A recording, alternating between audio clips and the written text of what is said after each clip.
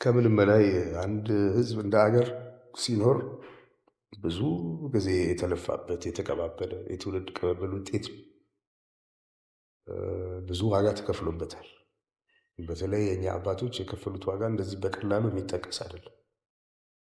በጣም ጨዋ ሰዎች ነበሩ። በጣም ግንዛቤያቸው ሰፊ ነበር።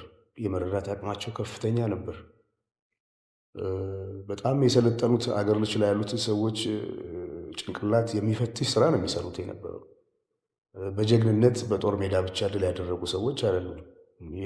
የመንግስታቱን ማህበር ጉባኤ የፈተኑ፣ በሀቅ የቆሙ፣ በወረቀት ላይ የተፈረመውን ነገር ለማስፈጸም የጸኑ ጨዋ ሰዎች ነበሩ።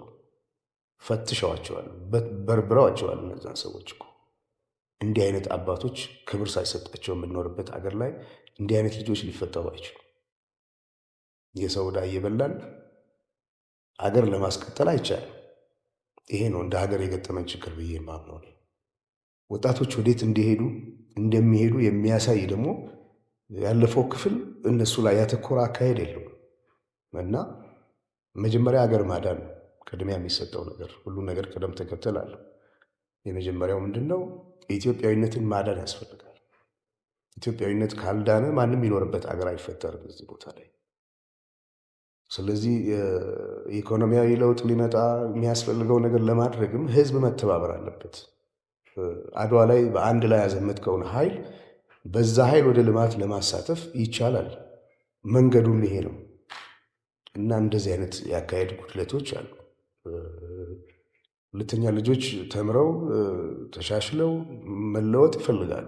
ወጣቶች መንገድ የሚያሳያቸው ይፈልጋሉ እና የሚያሳዝን ትውልድ ነው። የዛ ትውልድ አካል ስለሆንን ነው በዚህ አይነት ጉዳይ ላይ እንድናተኮር ግድ የሆነው እና ለወደፊቱ ለሀገር የምመኘው ኢትዮጵያ ልጆቿ የተባበሩባት አገር፣ ለሀገር የለፉ ሰዎች የሚከበሩበት አገር፣ ለሀገር የለፉ ሰዎች ሲከበሩ ለሀገር የሚያስከብር ስራ የሚሰሩ ልጆች መፈጠር ይችላሉ። ከምንም በላይ ግጭቶችን አስወግደን በይቅርታና በምህረት በፍቅር በአንድነት ይሄንን መሰረት ያለው ህዝብ ወደ ዘላቂ ጉዞ ለመውሰድ ትልቅ መነቃቃትና መነሳሳት ያስፈልጋል እና ኢትዮጵያዊነት ሩቅ እና የሁላችን ኑሮ መሻሻል አለበት። ለዚህ ደግሞ ሁላችንም መተባበር አለብን። እንድንተባበር ካልቻልን፣ ታሪክ ካልተደገፈ፣ ማንነት ካልተደገፈ፣ አንድነት ካልተደገፈ፣ መቻቻል